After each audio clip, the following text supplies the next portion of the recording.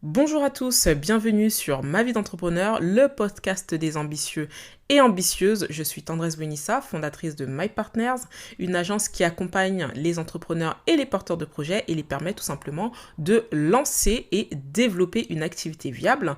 On est fiers d'avoir accompagné des entrepreneurs qui réalisent des millions d'euros de chiffre d'affaires, sont invités à l'Élysée ou à l'ONU, et on réalise également des événements, le grand speed meeting des entrepreneurs et porteurs de projets, qui permet tout simplement d'écouter des parcours de chefs d'entreprise inspirants qui réalisent pareil des millions d'euros de chiffre d'affaires et qui vont partager leur parcours en toute authenticité. Ces événements permettent également de réseauter et de rencontrer d'autres entrepreneurs.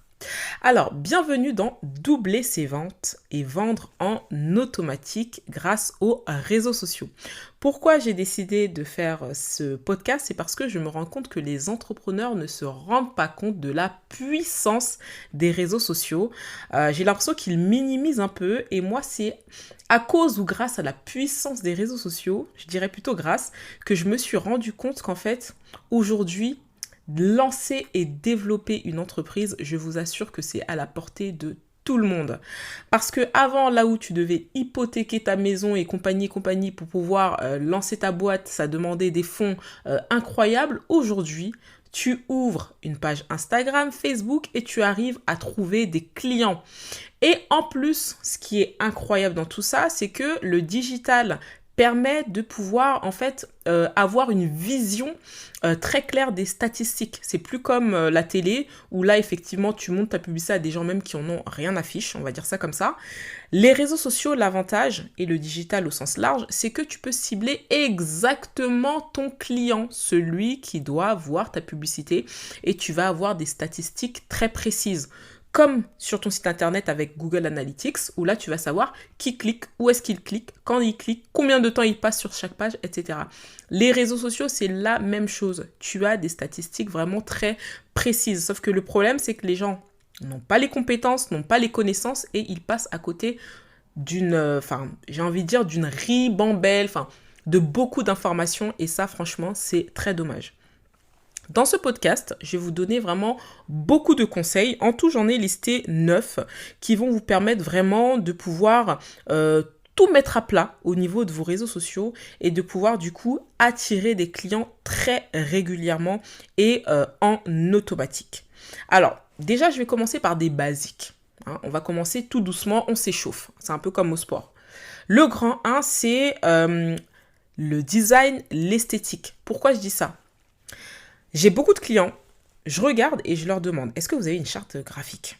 Parce qu'en fait, je regarde leur visuel, il y a toutes les couleurs de l'arc-en-ciel. Finalement, c'est quoi tes couleurs ? Normalement, une charte graphique, les couleurs de ta boîte et la typo doit reprendre idéalement ton logo. Et souvent, je me rends compte qu'en fait, ils utilisent plein de couleurs diverses et variées, parfois très éloignées du logo. Les couleurs ont des codes couleurs, un code couleur très spécifique. Un vert bleu, c'est pas la même chose qu'un vert kaki, etc., etc. C'est pourquoi sur Canva, quand vous voulez personnaliser la couleur, vous pouvez mettre des codes couleurs un petit peu partout. Je dis Canva pour l'exemple, mais les codes couleurs, vous pouvez les insérer un petit peu partout. Donc, pour que le client puisse vous reconnaître, pour que votre marque soit reconnaissable, identifiable facilement, il faut des couleurs marquantes. Idéalement, les couleurs de son logo, comme je le disais au début. Donc, ne mélangez pas. L'idéal, c'est d'avoir 3 couleurs maximum dans son feed parce que au-delà, ça fait un petit peu trop. Donc déjà, respectez sa charte graphique et ses couleurs pour que le client puisse nous identifier facilement. Chose numéro 1, les bases.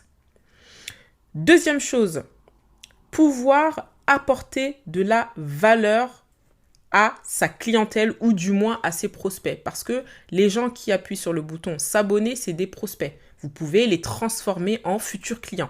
Mais bien entendu, pour les transformer en futurs clients, il faut que vous leur apportiez de la valeur. Que vous soyez dans la prestation de service ou dans la vente de produits, vous ne pouvez pas passer votre temps à partager tout simplement vos produits ou services parce que vous allez désengager votre audience. Apportez-leur des conseils, apportez-leur des informations pertinentes qui vont leur donner envie tout simplement d'en savoir plus. Donc déjà, Deuxième chose.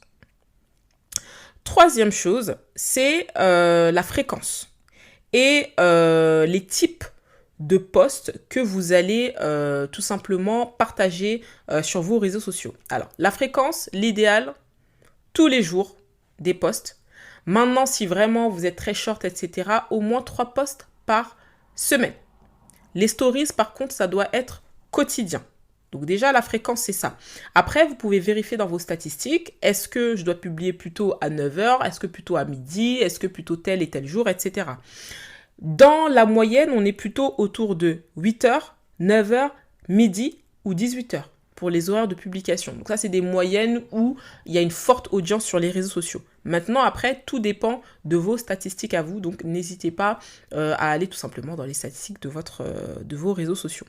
Ensuite, il faut privilégier les réels, mais aussi les carousels.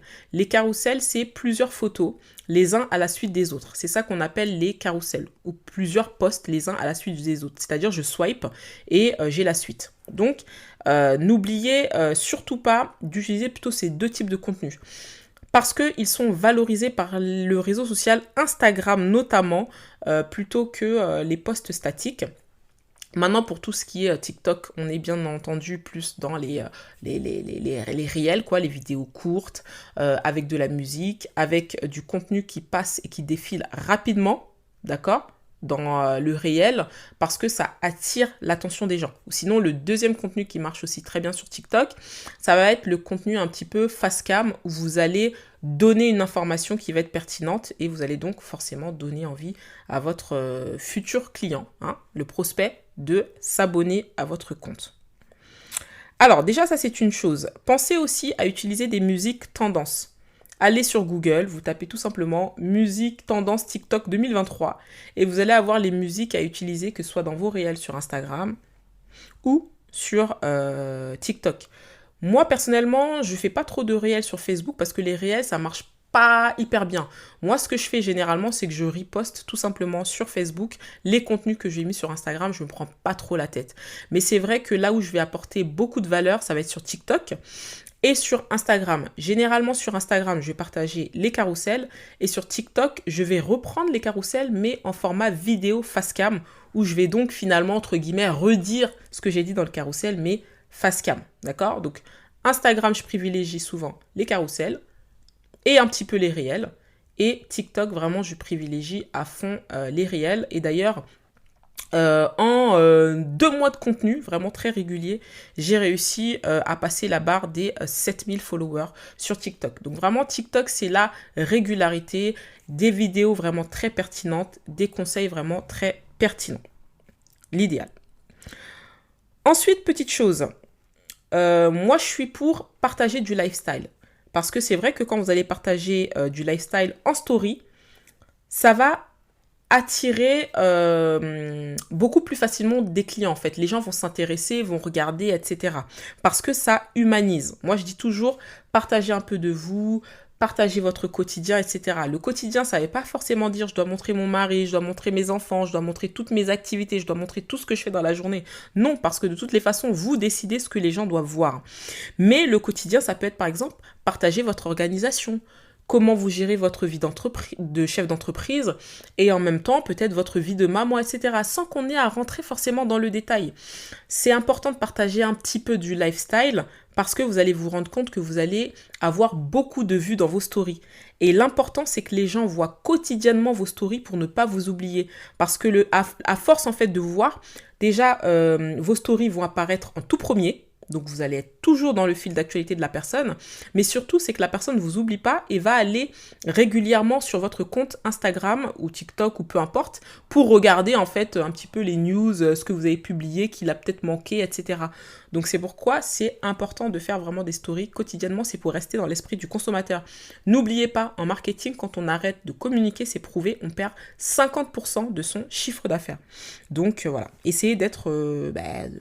là, quotidiennement, quoi, en story. Petite chose et petit tips pour les stories, pensez à faire pas beaucoup de stories à la suite. Parce qu'en fait, quand vous faites beaucoup de stories tout au long de la journée, eh ben vous allez vous rendre compte que le nombre de vues va baisser progressivement.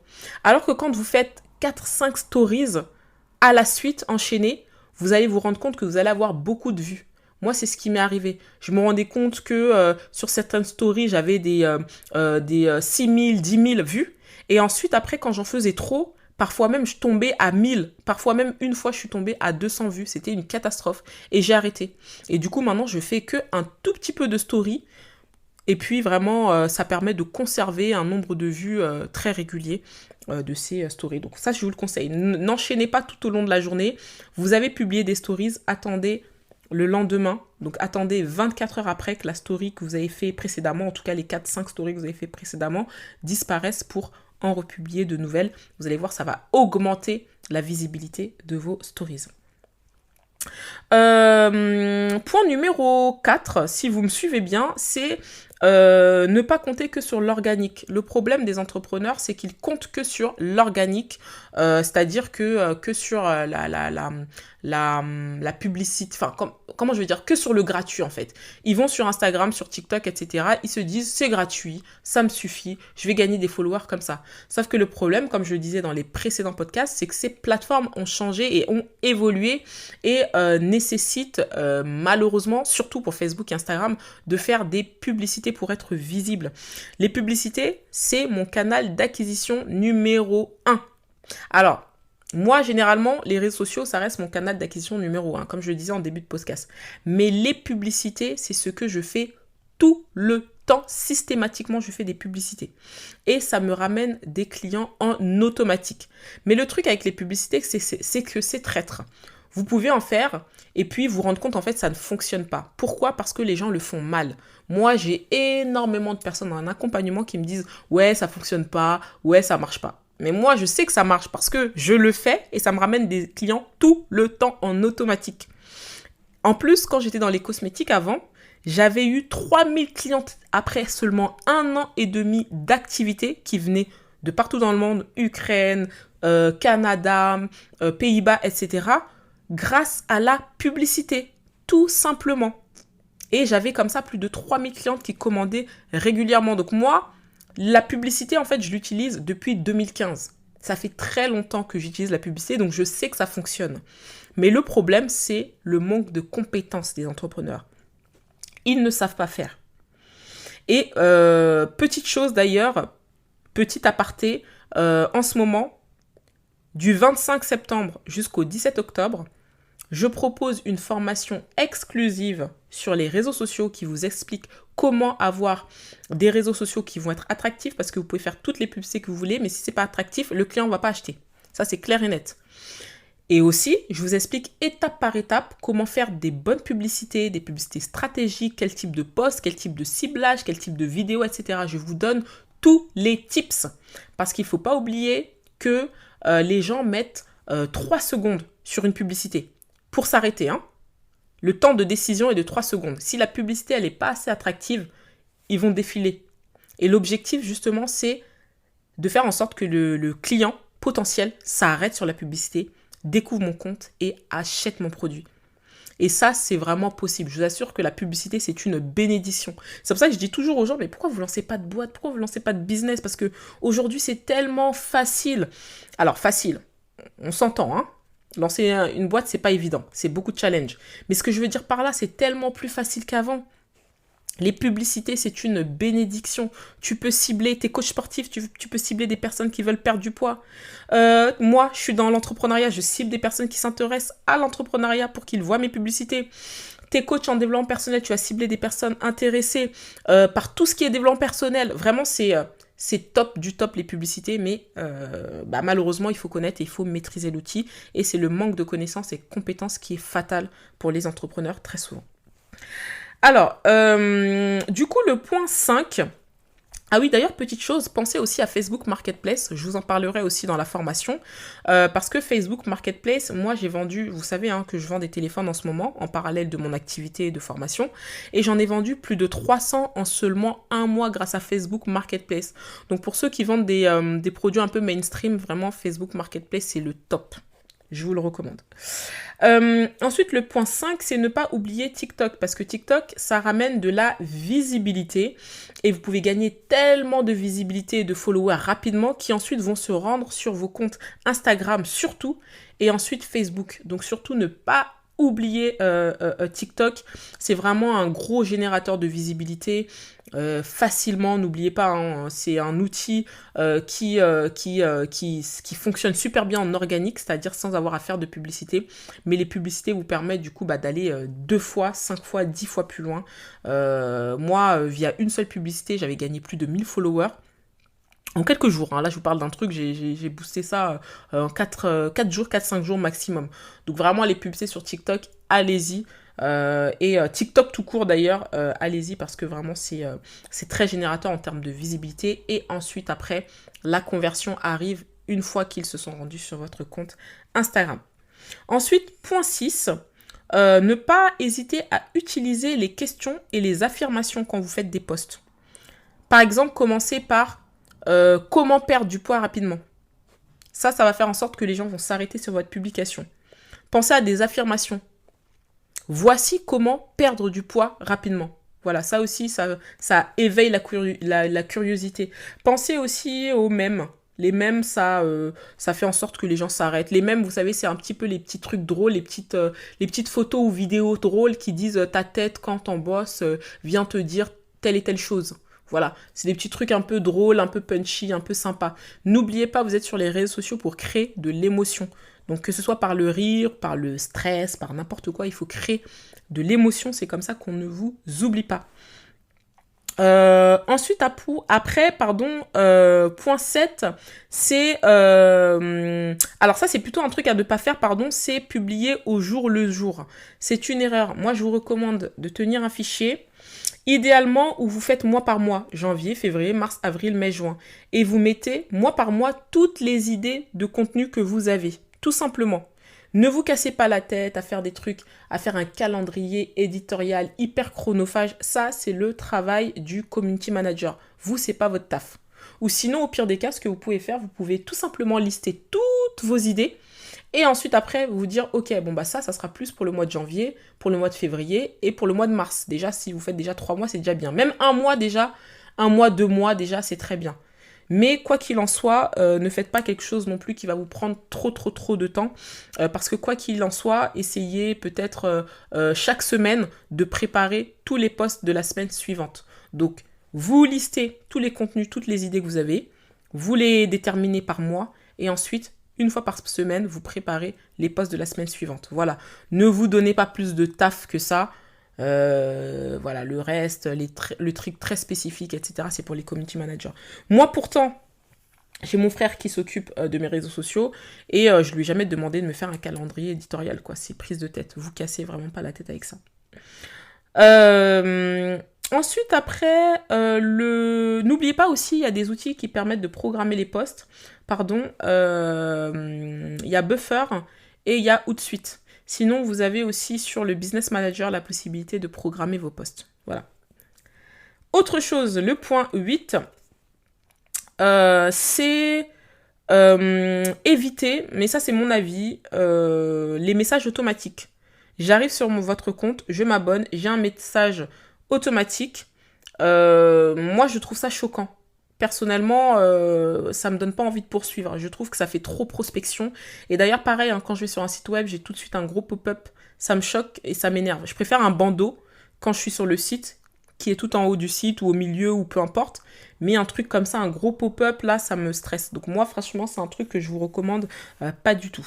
Et autre chose aussi que vous pouvez faire, qui est très utilisé en ce moment, c'est ManyChat. C'est-à-dire que en gros, souvent vous avez des posts qui disent oui, commente, je sais pas, qui commente un mot-clé quoi. Commente Girl Boss, je dis n'importe quoi. Tu vas recevoir ensuite mon e-book en inbox ou le lien de ma formation ou tu vas recevoir telle et telle chose. Et bah ça, les gens le font avec ManyChat. Donc vous pouvez utiliser des outils comme ça d'automatisation. Donc voilà. Mais ça, voilà, tout ça, je préfère ça puisque la personne a demandé à être prospectée plutôt que j'arrive, je m'abonne et puis on m'agresse. Et enfin, le point 9, Ça c'est plus, il faut faire attention à ça, c'est ne pas s'arrêter sur des likes.